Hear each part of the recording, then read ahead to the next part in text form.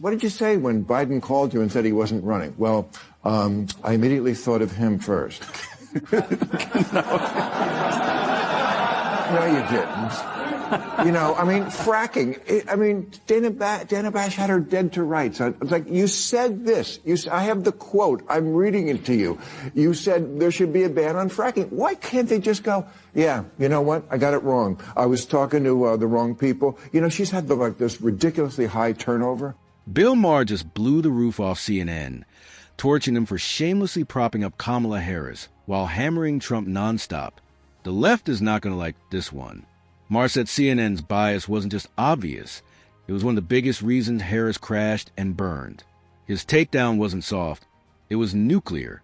And honestly, it's the most explosive critique we've heard from him in years.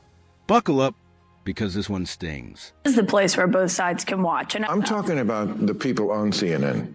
And what I know what the conservative side of America thinks, and I don't blame them. They were just gushing about how great a speech it was. And I think she did fine. I didn't think it was as good as they were making it out. Think back. Remember how CNN fawned every time Kamala managed to string together a semi-coherent line? We must do better. Suddenly became a groundbreaking policy revelation. They rolled out panels of experts to hype her as a political genius. Spoiler, she wasn't. Maher cut through the fluff, exposing it for what it really was. Desperate PR dressed up as news. CNN wasn't reporting, they were cheerleading.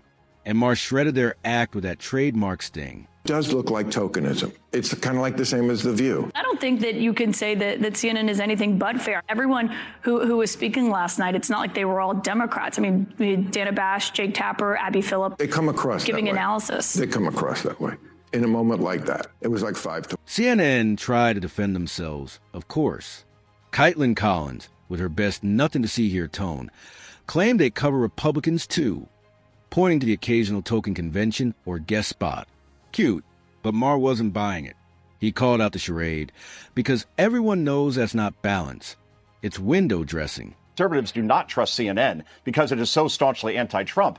He's not wrong, because they'll put on people like Adam Kinzinger or Anna Navarro, George Conway, and call them Republicans, or pretend that's being balanced by putting them on by saying, oh, see, these conservatives don't even like Trump. Only Scott Jennings over there can be called a conservative. And Maher is right. It's almost always 5-1 on shows they portray as news programs. Let's be honest. People don't trust CNN because their idea of balance is laughable. They drag in weak Republicans who can barely argue their side or aren't even true conservatives, just to get smacked around on air. They're not challengers. They're props, punching bags. That hypocrisy drives Maher crazy and viewers away. People can see the deck being stacked. CNN doesn't deliver debate, they deliver theater. And that's why so many are tuning out. Do you have the time? Your answer is not, I do. If you, do you have the time? Right. Yes, it's 4 o'clock. Well, you have to understand that words don't always mean what they mean. And when Tim Walz said, like, the American people, I talk like they do. No, you don't. No, you don't. You're a huge liar, like all politicians are. I don't care, by the way. I've always said this about politics. They're all going to lie. They're politics. It's what they lie about. I don't give a shit what you did during the Iraq War. You were in the Guard. So I don't understand why they just can't. You're just insulting my intelligence. And Maher didn't stop at CNN. He torched Kamala Harris and Tim Walz for flat-out lying in their softball interviews. Walz with his phony war stories, exaggerating his past to look like a seasoned warrior. Kamala pretending she visited the border when she hadn't. Even spinning excuses about Joe Rogan supposedly not letting her on his podcast. Maher saw right through it. He called it what it was. Deception dressed up as credibility, and the media let it slide. He said, what did you say when Biden called you and said he wasn't running? Well, I immediately thought of him first. No, you didn't. You know, I mean, fracking. Dana Bash had her dead to rights. It's like, you said this. I have the quote. I'm reading it to you. You said there should be a ban on fracking. Why can't they just go, yeah, you know what? I got it wrong. I was talking to the wrong people. You know, she's had this ridiculously high turnover. Like 42 of 47 people as vice president are gone. Just blame it on them. You know why these assholes are gone? Gave me the wrong information on. That's classic Kamala. Dodge, rewrite, and word salad her way out of everything. Take fracking. She lied about her past positions, flipping the script the second it became inconvenient. And who can forget the infamous word salad when asked what she could do better than Biden? Instead of vision, we got incoherence. A jumble of empty words that sounded deep but meant nothing. Maher highlighted it because it was peak Kamala. Say a lot, mean very little, and pray the media spins it as brilliance. Bug up their is about IVF. I mean, I certainly understand abortion. You know, there's a baby growing in the womb. I get it. It's going to be a human. Doesn't bother me. But yes, it is murder. Again, doesn't bother me that it is. You're not supposed to mess with that. That's what many people think. You're supposed to let. Oh, I see. Great man upstairs. Oh, yeah, it goes back to that stem cell debate that George Bush had. Yes. Remember? It goes like the Terry Schiavo. It's just like life, laugh. Yeah. We support laugh. But here's where Maher himself gets it wrong, and badly. He openly defends the destruction of unborn children, all while blasting the Catholic Church for failing to protect kids. That's not just hypocritical. It's grotesque. On one hand, he plays the truth teller. On the other, he shrugs off innocent lives lost. You can't claim to stand for justice while excusing the most vulnerable being wiped out.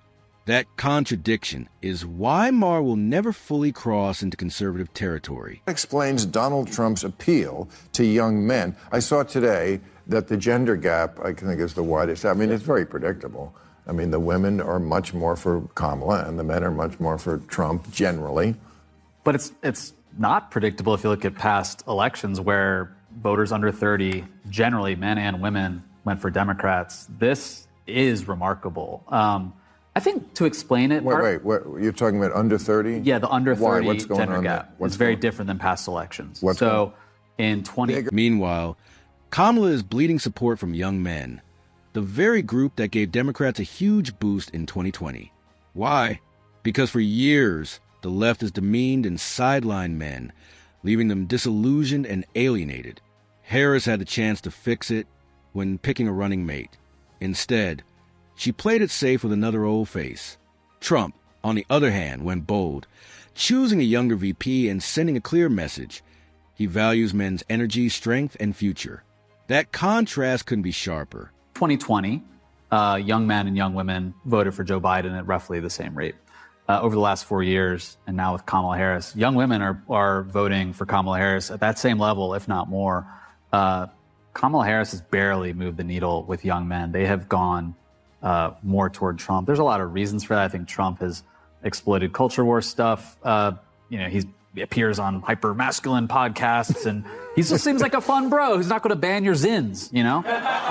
And here's the brutal truth the left doesn't get. They sneer at podcasts promoting strong masculinity, mocking men who embrace toughness. But strong men build strong families, communities, and nations. Weak men fuel chaos, and that's exactly what Democrats seem to encourage.